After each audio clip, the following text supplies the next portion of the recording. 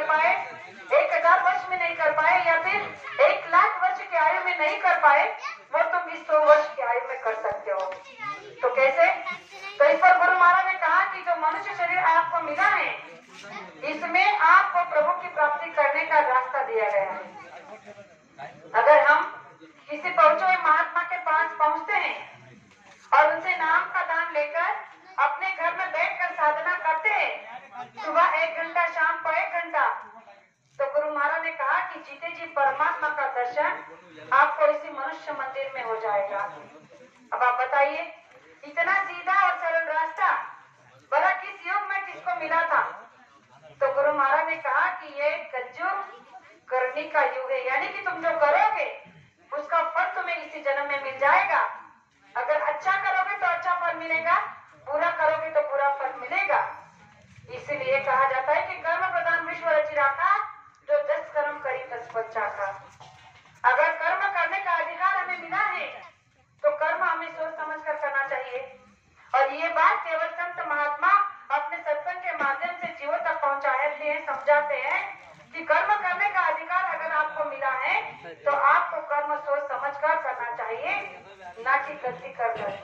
तो प्रेमियों, जब हम प्रेमियों को बताते हैं सत्संग के माध्यम से कि मनुष्य शरीर मिला है, इसमें प्रभु की प्राप्ति कर लो, जीते जी परमात्मा का दर्शन कर लो, तो बहुत सारे लोगों ने मुझसे ऐसे सवाल किए हैं कि भाई अभी तो जवानी है, जवानी में भला कैसे परमार्थ करना?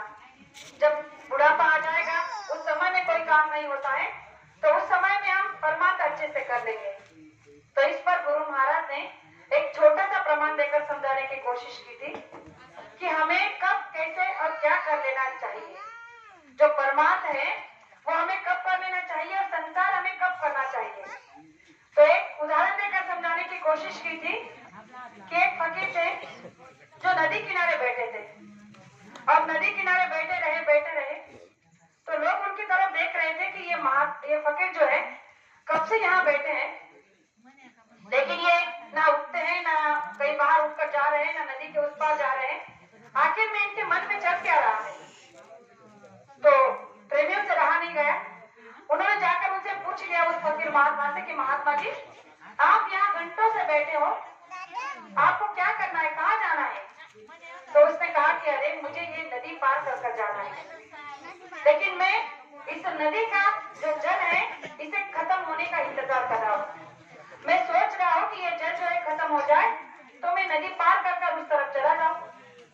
तो वो जो लोग थे पूछने वाले, वो हंसने लगे और कहने लगे कि आप दिखने में तो बड़े महात्मा लगते हो, लेकिन बातें कैसे नादानी की कर रहे हो? भला इस नदी का पानी, इतना बड़ा प्रवाह खत्म कैसे होगा? अगर ये पानी खत्म नहीं होगा, तुम वहां जा नहीं सकते, तो फिर तुम ये कैसे का इंतजार कर रहे हो? ये इंतजार आपका बेकार है। तो उस समय उस महात्मा ने कहा कि आपने बिल्कुल सही कहा। जिस तरह से आपको पता है कि ये नदी का पानी खत्म नहीं होगा और इसीलिए मैं इसमें रास्ता बनाकर जाऊंगा तो जा सकता हूँ, वरना नहीं जा सकता। उसी तरह मैं तुम्हें बार बार समझाता हूँ कि परमार्थ कर लो, लेकिन आप लोग जो बोलते हो कि नहीं, अभी परमार्थ करने का समय नहीं है, अभी तो घर गृहस्थी चलाने का समय है, बाल बच्चों को पोसने का समय है, खेती दुकान दफ्तर करने का समय है, जवानी में भला कैसे परमार्थ?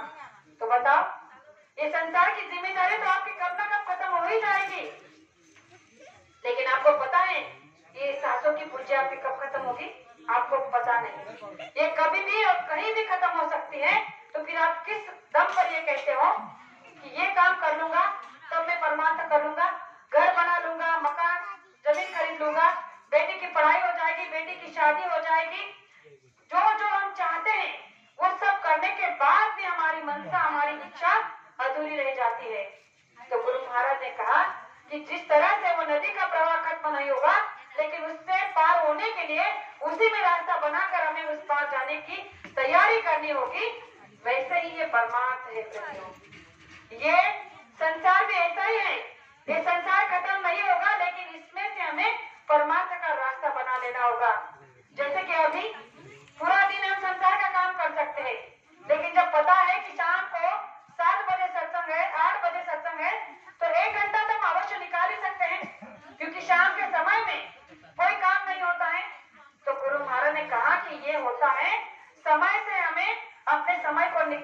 अपना काम कर लेना।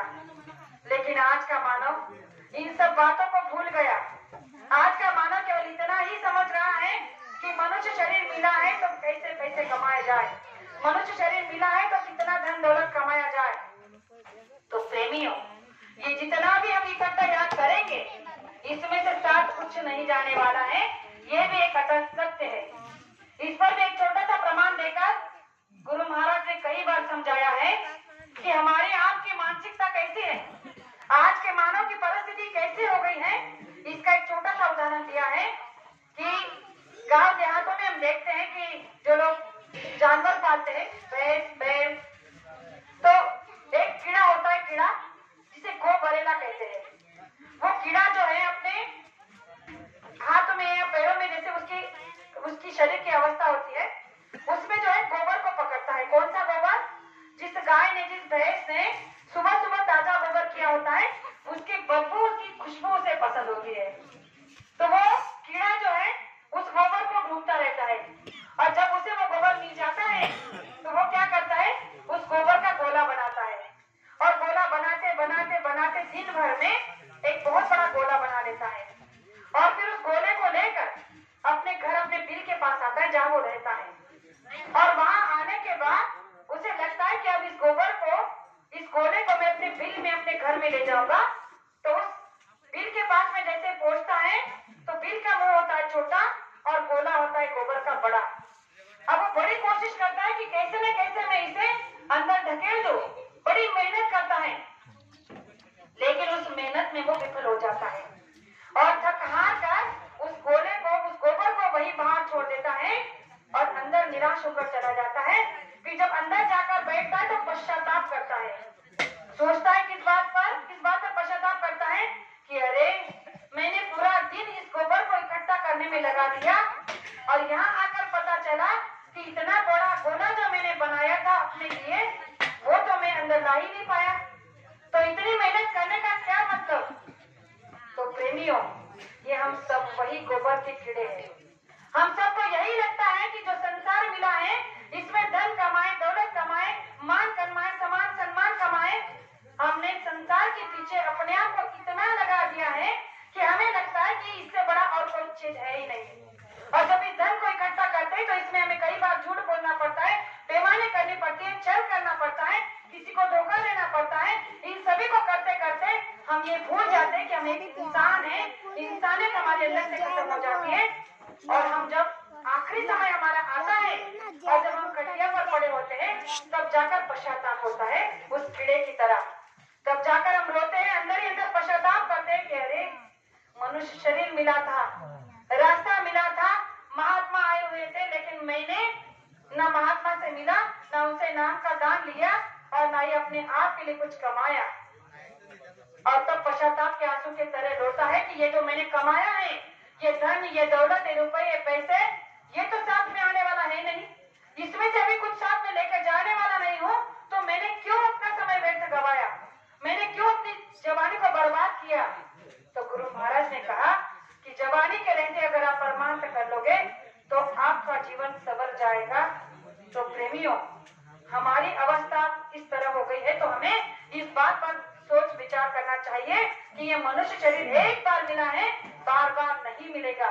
इसलिए अपनी बार मिला है और आपकी बार अगर चुक गए तो दोबारा से फिर वही जन्मना, वही मरना। तो इस पर भी गुरु महाराज ने कहा कि ये शरीर आपको इतना प्रिय है कि इसे छोड़ने के लिए आप तैयार नहीं हो। तो ये शरीर जो है ये हमें ही नहीं, हर योनि में हर जानवर को और पशु को और कीड़े को पसंद है। आप कहोगे कैसे? तो इसका एक छोटा सा प्रमाण बताते हैं द्वापर युग का। द्वापर युग में भगवान कृष्ण अपने एक महर्षि गुरु के साथ जा रहे थे, तो जाते जाते रास्ते में उन्होंने एक कीड़े को देखा। वो कीड़ा बहुत जल्दी से, शीघ्रता से अपना रास्ता तय करने लगा था। अब क्या होते हैं, वो तो अवतारी पुरुष थे, उनको उस कीड़े की भाषा आती थी, समझते थे, वो सब जानते थे कि सब कलाएं निपुण थी।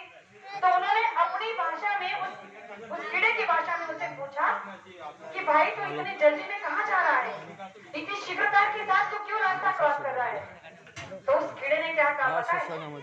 उससे कहा कि अरे भगवान, वो जो बैलगाड़ी आ रही है ना, मैं उसके तले मर ना जाऊं, इसीलिए मैं शीघ्रता से अपना रास्ता तय कर रहा हूँ, ताकि मैं जल्दी से अपना रास्ता पार कर दूं।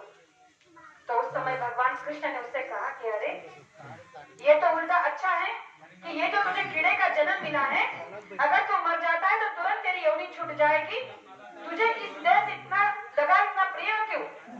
तब उस कीड़े ने भी वही कहा कि भगवान, जैसे आपको इस पंच तत्व भौतिक शरीर से लगाव है, प्रेम है, वैसे भी मुझे इस शरीर से लगाव है, प्रेम है।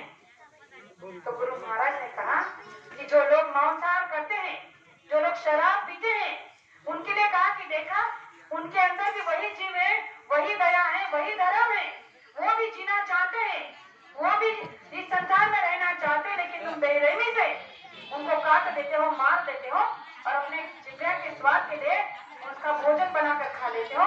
तो क्या कभी आपने सोचा है कि वो भी जीना चाहते हैं, वो भी संसार में रहना चाहते हैं, उनको भी अपना शरीर बड़ा प्रिय है?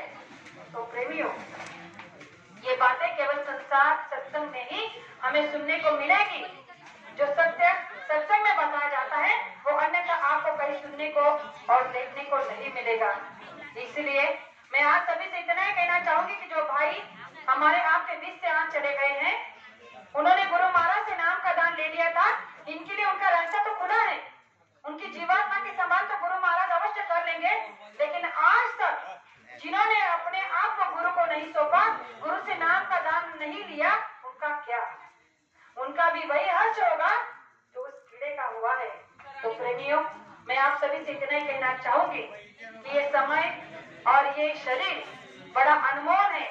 इसके रहते हुए अगर हम अपना काम कर ले तो इससे बड़ी समझदारी और कुछ नहीं हो सकती। इसलिए संत महात्मा जब तक इस धरा पर है तब तक अपना काम कर लेना ही सबसे बड़ी समझदारी है। तो बाबा जय गुरुदेव जी महाराज ने हम आपके लिए एक नाम रखा है, जय गुरुदेव, जो इस कलयुग का जगाया हुआ सिद्ध किया हुआ नाम है।